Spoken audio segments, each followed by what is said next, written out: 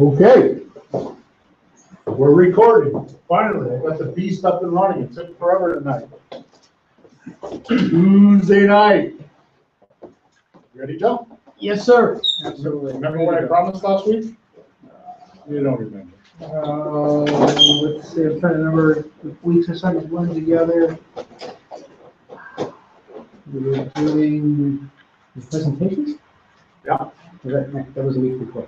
That's right. We've been doing it the last couple of weeks. Yeah. So, we've been talking about networking. Have you watched my videos?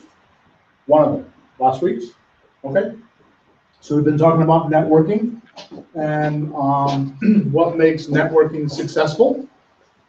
So there's 3 videos on that, and then there's a couple of videos on once you actually start talking to people, what you say, and how you get them to kind of do things.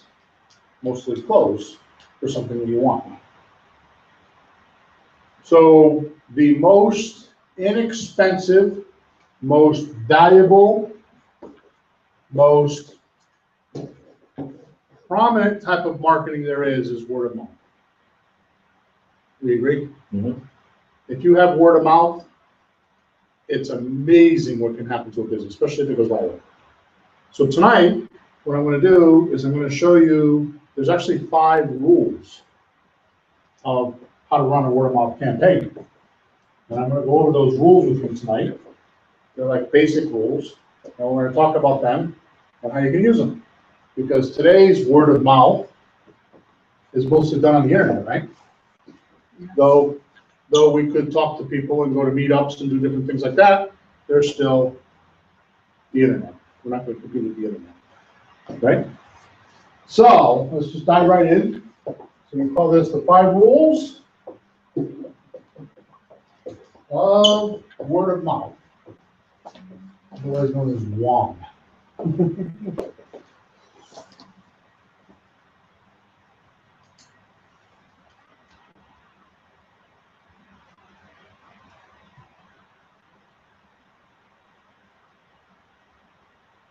Okay, I read my own writing. So the first one is the talker.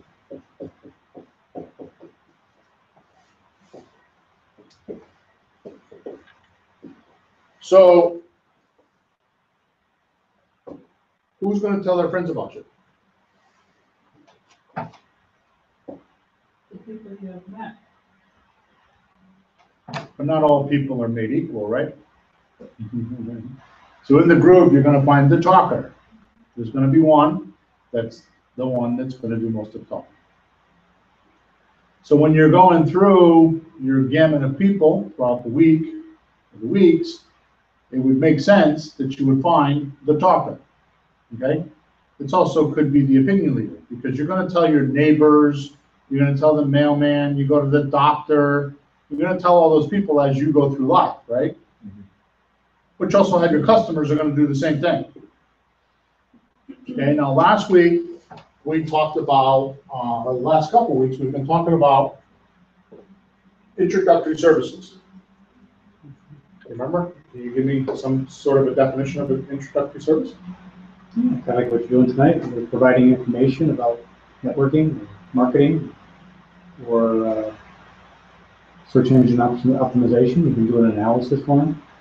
Right, we talked about that for a couple of weeks, right? Yeah. So, yeah, good. How about you? You want to take a shot at it?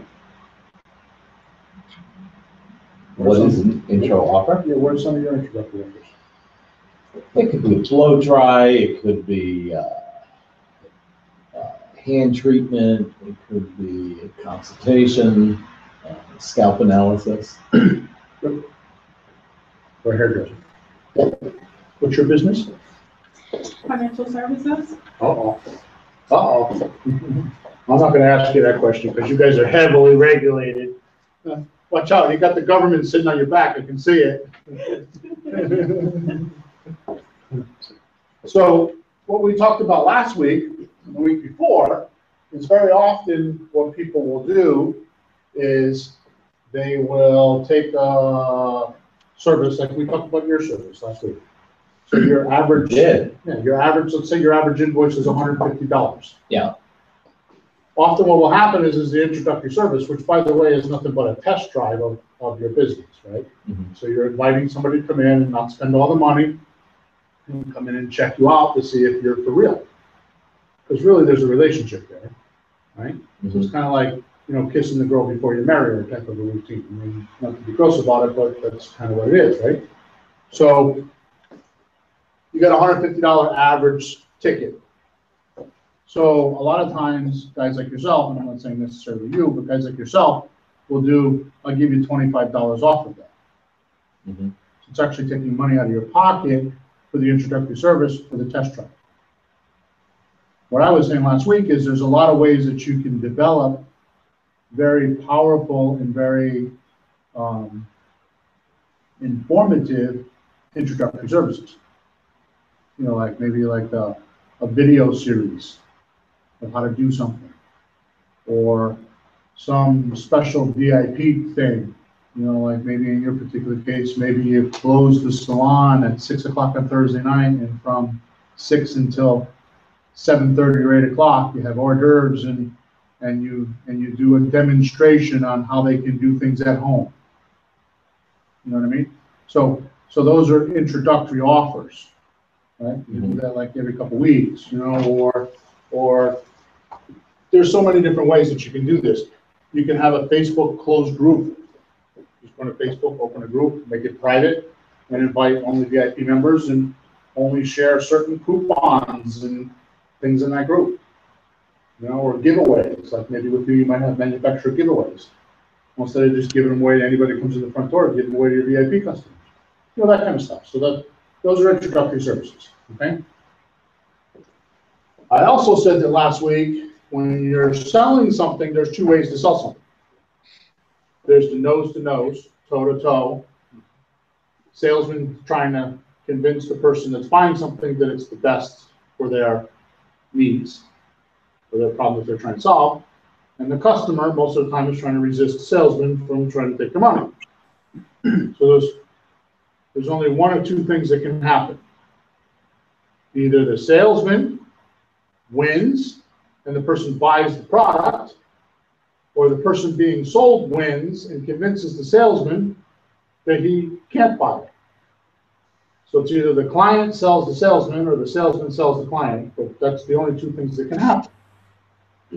And there's a bunch of technology involved with that because you have objections and stalls and resistance and answering questions and concerns and considerations and testimonials and all that in the sales process, right? So that's one way to sell something. Or you can completely, absolutely shortcut all of that and not have that process at all by having such a ridiculous offer that you don't need a salesman, or it's very easy for the salesman to sell. Or you can sell online without much resistance because the offer is just ridiculous. And the example we used last week was buying a used car. Everybody, or buying a car. Everybody hates going to the dealership because you've got the talking guy, you know, the guy that's going to lie to you and cheat you and steal from you and find out 6 months later you bought something you didn't really buy and all that kind of stuff, right? Because of his commission. So we had talked last week and said, okay, so how do you overcome that? And one of the ways you can overcome that is have a resistible offer, like, oh, well, I give you the car, let you drive it for 2 weeks, and I'll pay for all the gas. And if you break down, I'll take care of the maintenance. I'll send a tow truck out for it. And I'll pay all your tolls and, you know, crazy stuff like that. That would be an offer that'd be like, really? You know, it's like really putting your foot forward, trusting in your vehicle. But the offer is irresistible. Because while that guy has that car for 2 weeks, he's going to go to a wedding and he's going to go to a birthday party and he's going to talk about how he got this car. Right? So he's really doing that place. So what we're talking about here with the talker is having an irresistible offer that just kind of goes viral. And what I mean viral is everybody starts talking about it because it's just kind of ridiculous. Right? And those offers are very possible, and they don't have to cost you a lot of money. So underneath talkers, you would have your opinion leader. What's an opinion leader? Somebody whose word means something to His group or to a large group. Right, so- Officer. Yeah, so he's a talker, but he's got dedicated listeners, right? Like, for example, a doctor would be an opinion leader because people come in, something's wrong with them, right?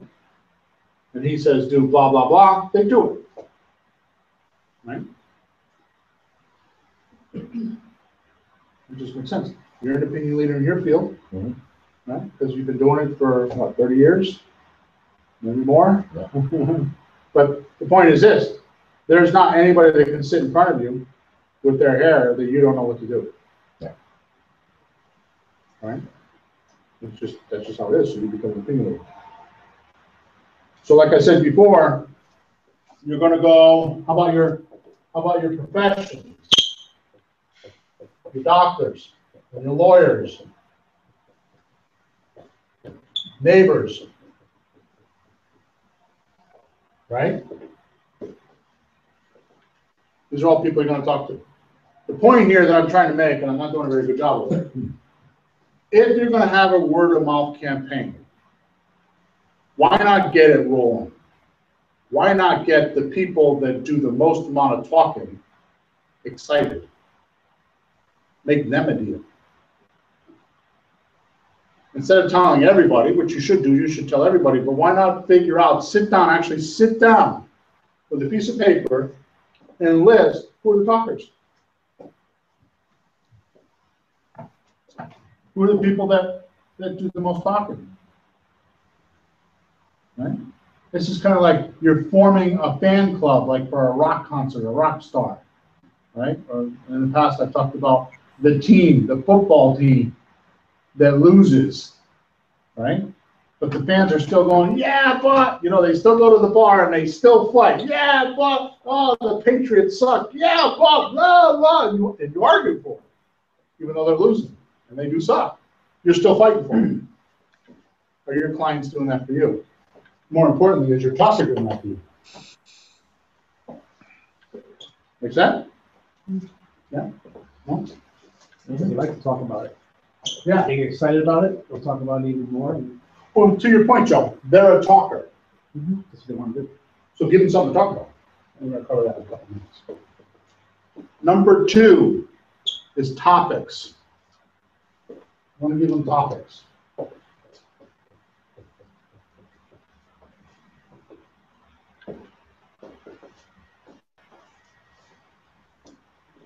So you want to create a message that's going to spread. So here's the deal. Whether you believe it or not, people are talking about you. Right or wrong. People are talking about you, especially if you have a business. People are talking about you. One way or another, people are talking about you. Now, maybe we're not all Donald Trumps in the room right now, where everybody's talking about you, because that's what he's doing. You've got people talking about him. You don't want to get into politics. I don't know if Donald Trump will become a president or not, but I do know this. I do know what he brought to the table, as far as I'm concerned, is he brought democracy to the table. He's up there saying we got to buy things and sell things, and it's about money, and I know how to do that. He's making the rest of the electoral people in the group start talking about that. He's got them talking about border control, which nobody wanted to talk about before, and he's got them talking about Siberia and wars, things that politicians didn't want to talk about because it wasn't good for the vote. But he's talking. Now he's getting others to talk. Right? So you want to create the message that will spread. So you're going to want to have a really good introductory service or something that's exciting.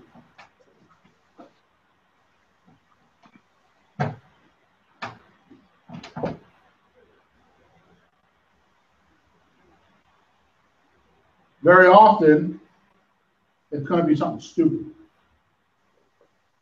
Like, I'll give you an example. JetBlue they put TVs in the back of every seat. Right? Anybody that flies a lot knows that JetBlue's got TV. You're going to watch TV 30,000 miles in the air. Can't do that with Southwest. You talk about JetBlue and they say there's TVs in the back of the seat. People talk about it. It's something stupid. Well, it's not stupid, but you know, it's not. It's something very simple. But they talk about it, right?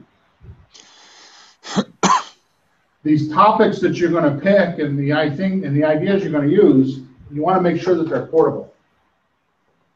You want to make sure they can move. Okay? And we're going to get into this in a couple minutes, but when you start posting them on Facebook and you start putting them on blogs or putting them in email, you want to make sure that they can be forwarded. You want to make sure that they're portable. You want to make sure it's easy for them to talk about. You don't want it to be complex. You don't want it to be hard. Right? You want it to be portable. Is this making sense? Or is it boring? Might be boring. Great. You want to make sure that you give them tools.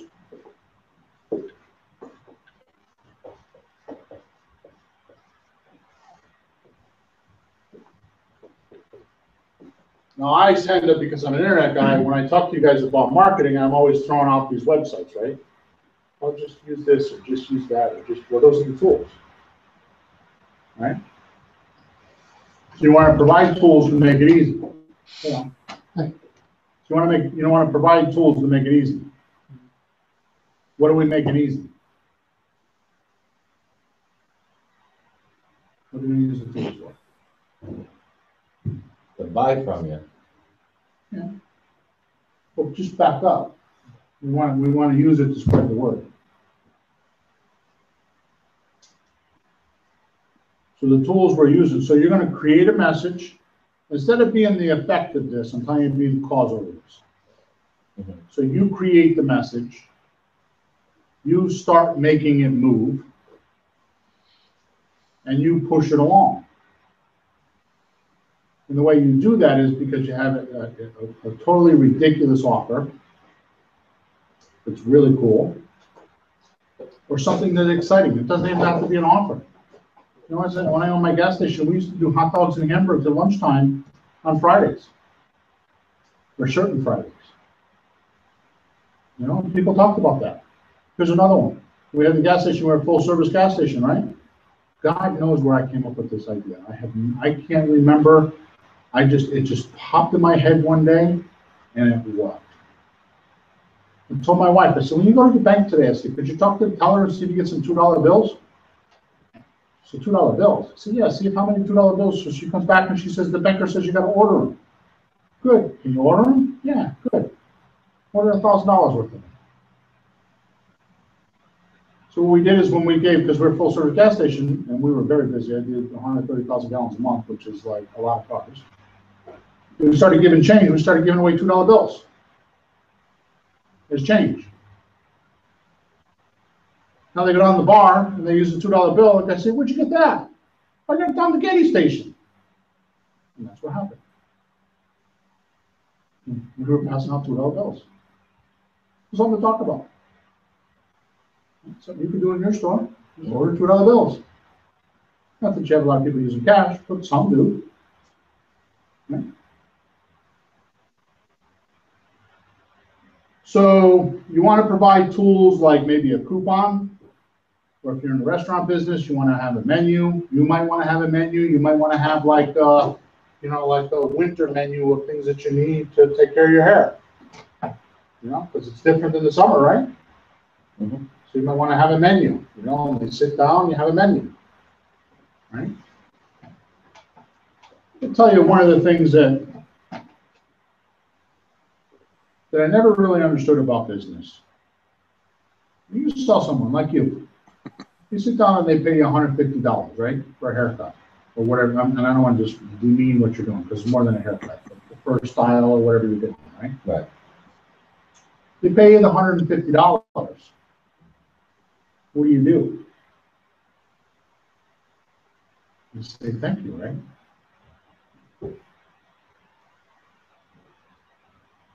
There's more to it. I call it the honeymoon kit. Why don't you give them a honeymoon kit? You know, with coupons and things for them to come back with. Right? How about a referral card? How about getting the name and they're happy, they just paid you $150. Ask them, do you got somebody else that would like to go through the experience you just went through? I'll give you credit on your account, or most people don't want that anyways. Most people don't want you to bribe them. Right? So give them a honeymoon kit. You know? So that when they leave, they'll be spreading the word. They're happy. But give them the tools to do that when they leave. You know, coupons or referral cards, or one of the things that I do for most of my clients is a referral card. When they leave a referral card to go leave a review on Google. Show them how to do that. Give them a little 3x5 card. Here's my URL. And my card has on it 3 or 4 examples. It explains what the star system is, a 1-star, 3-star, 5-star, all that. And it also gives them examples of how they could leave a review. It actually gives them examples of a review. All right, that's what I'm talking about, a tool. Show them how to do it.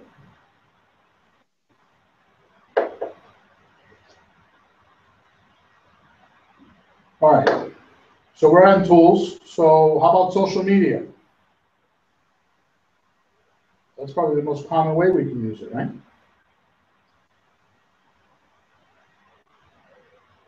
Through Facebook or LinkedIn or some other social site?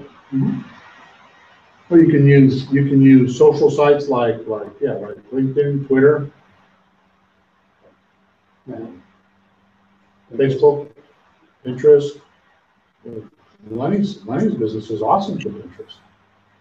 Just start taking pictures of people's hair and just start posting them on Pinterest. Pictures that link back to your website. Right? Tumblr is another one. So you could use blogs, you could use forums, you could use emails. My favorite, and anybody that knows me, is YouTube. It's too easy right now to get YouTube videos ranked. It's just stupid simple.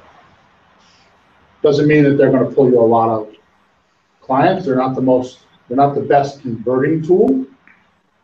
But when you show up on Google and there's 10 spots on Google and one of your videos are there, you're taking a spot away from somebody else and you're noticed. Attention.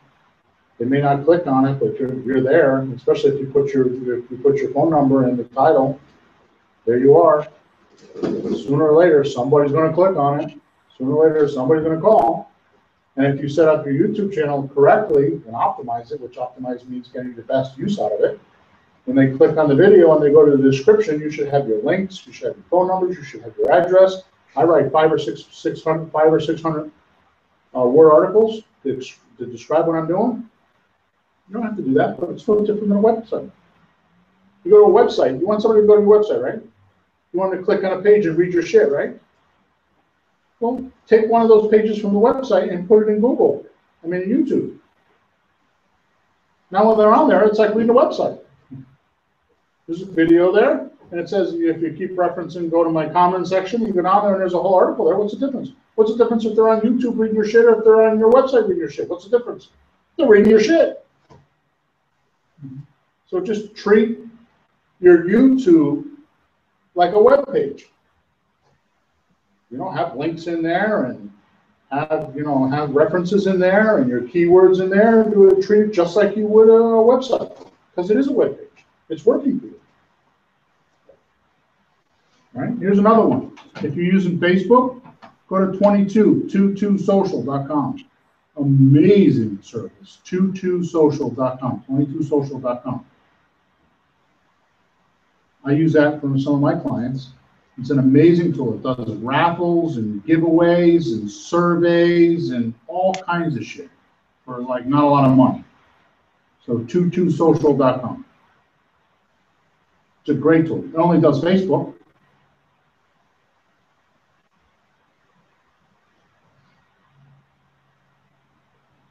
There's another one. I just designed, or a company I work with just designed, a platform or a tool that you go into the tool and you type one message in there, just like Hootsuite does, but it works much easier than Hootsuite. You go in there and you type one message, and you can post it by clicking the button. You can post it to your LinkedIn account, your Twitter account and your Facebook account. Except unlike Hootsuite doesn't do videos and they don't do pictures very well. This tool is going to do that. And I'm going to start it's going to come out on October 8th is when we're going to release it as the beta, and by the 15th it'll be done. And you're going to get it. So you can go to my website, which is social.connecticutlocalseo.com/sign up. So it's social, SOCIAL Connecticut spelled out, localseo.com/sign up.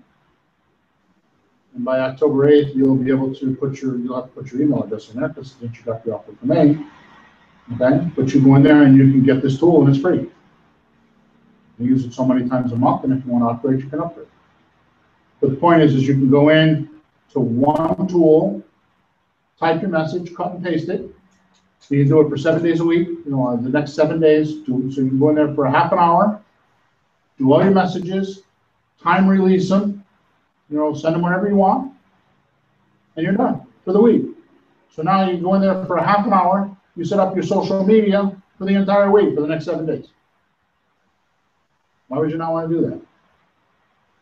That's spreading word of mouth, right? But you're making it easy to do that. I'm making it easy to do that with my software. 22 Social makes it easy to do that. The interface is nice.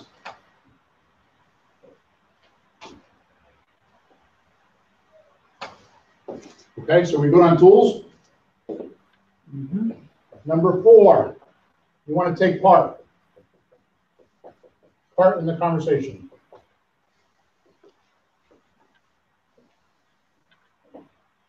So how should you join the conversation? Because here's the deal. Every single one of you, including me, including Al, is having a conversation in your head already. So all I want to do is I want to get part of that conversation. I want to join in. As if there's 2 or 3 people talking at a party and you walk up and say, hey guys, what are you talking about? And join in. So you want to get into that conversation. Of course, you want to encourage people to talk about you. How do you encourage people to talk about you? I can tell you that probably the fastest and easiest way to get people to talk about you is to be so damn polite that nobody can refuse you. Just be nice. Just acknowledge people. We talked about the 2-way communication last week, remember? Al gave that to us last week. I originated communication. I give it to Joe. He acknowledges me. He then originates his own communication, gives it back to me. Nice and sweet, right? Easy peasy. A lot of people don't do that. So just acknowledging somebody and duplicating what they're saying and understanding them is huge. Just be polite. You're putting out all this promotion. You got your network. You got your blogs out there, right? You got emails out there. You got your direct marketing out there. Answer people when they respond. Don't forget about them. Answer them. Right? You got a blog, go on there once a day and answer them. Or set it up so it sends you an email when you get a blog so you know they're there. Acknowledge them. And be polite. Because you are going to have that wingnut that's going to, give you a bunch of shit. Just acknowledge them. You don't have to be right. Just acknowledge them. A guy comes into my service station and he's all yelling and screaming because we just fixed his car and now the car isn't right and he's yelling and screaming. Just look right at him and say, Mr. Jones, you're absolutely correct. You shouldn't have left here after a $600 repair and your car will break down. You're 100% correct. And stop talking and watch what happens to Mr. Jones. His jets will cool down. Okay, now let's take a look at the car and find out what's going on. Don't try to justify it. Don't try to be right. Don't try to, make him look worse than what he already is. Right? People in anger are usually in a psychotic rage anyways. They don't know what the hell they're doing.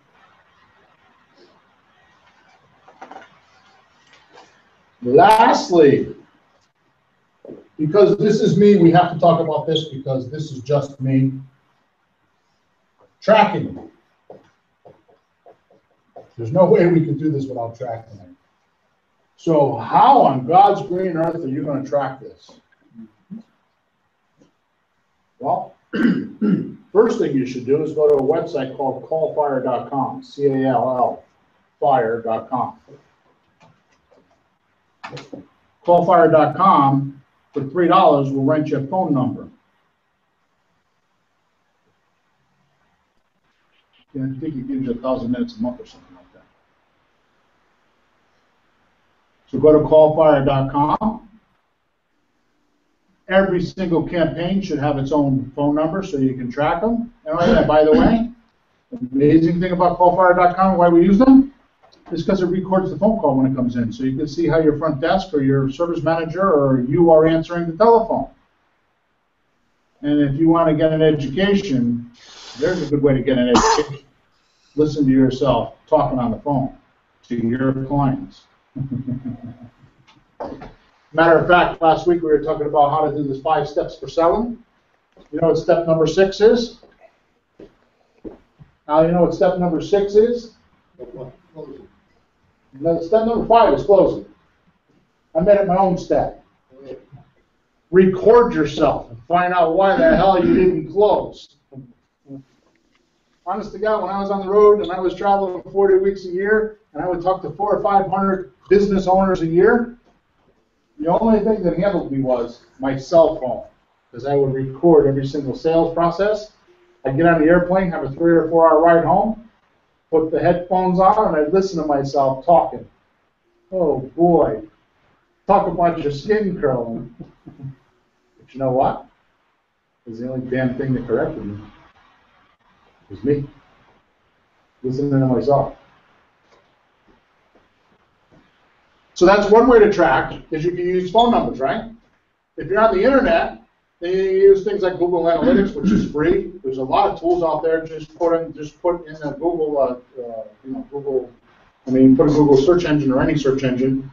Track my statistics on my website or whatever you're doing to your blog, right? Of course, if you have a blog, you can go count the amount of comments that you got on a blog. That would be a good way to track it. Right? My advice as a marketing guy is don't trust people. People do crazy things. They have their own ideas, and some days are good, some days are bad. They're not very consistent, these people. So don't say, oh yeah, my front desk, every time somebody calls, I got a doctor that I'm consulting right now, and I've been going out there and listening. His manager sat in front of me last week on Thursday and insisted 100% that when people call, his staff asks where they come from. And I looked at him, I said, well, it's time for you to fire me then, because I'm going to get in your shit right now. I've been sitting out there for 2 days. I've heard dozens of people come in this place. He does 450 patients a week. Dozens of people coming in this place. I've not heard once somebody ask that question. Not once. And I've been sitting right there, like from media away, listening. Not once did I hear, how did you hear about us?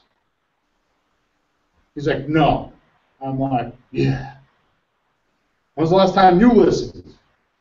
First off. So don't trust people saying that, you know, your front staff are going to do this and they're going to do that. That's your pipe dream. Put something in there. That's why I use the call tracking. So guess what he has now? Call tracking.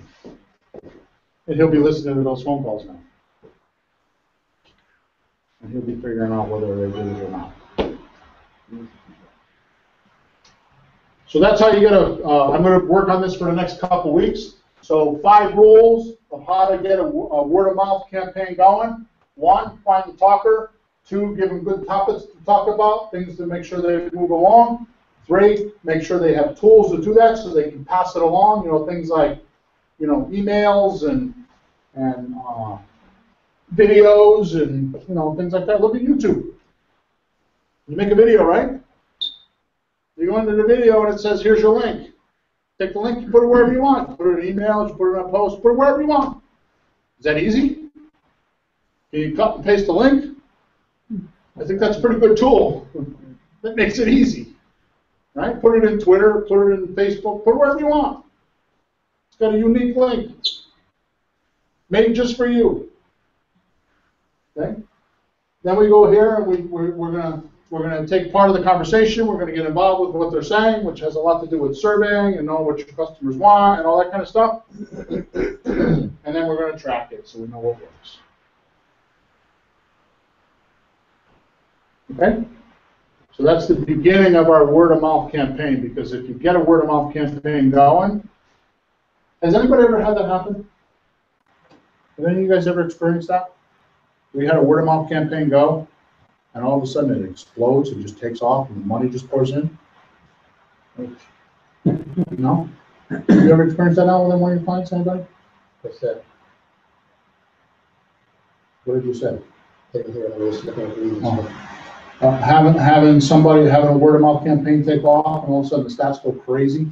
You ever had that happen? I've had that happen. I've had that happen in my gas station. We did a campaign one time. I argued with my wife because we had no money. Argued for 2 weeks about this promotion I wanted to do. And and it was like $6,000. And we just didn't have the money. So I did what I normally do. I borrowed it, I scrimped, I stole, I sold some things, I sold a car, and I pulled it off, right?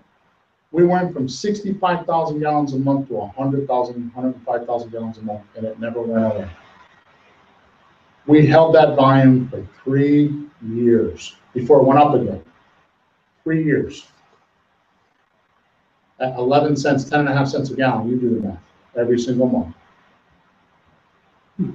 But it's because it booms, because we had this big balloon, and it was just crazy. I just was insane, because who would spend $6,000 to do what I did at the time? Nobody.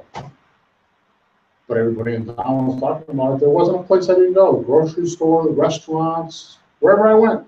They were like, are you really doing that?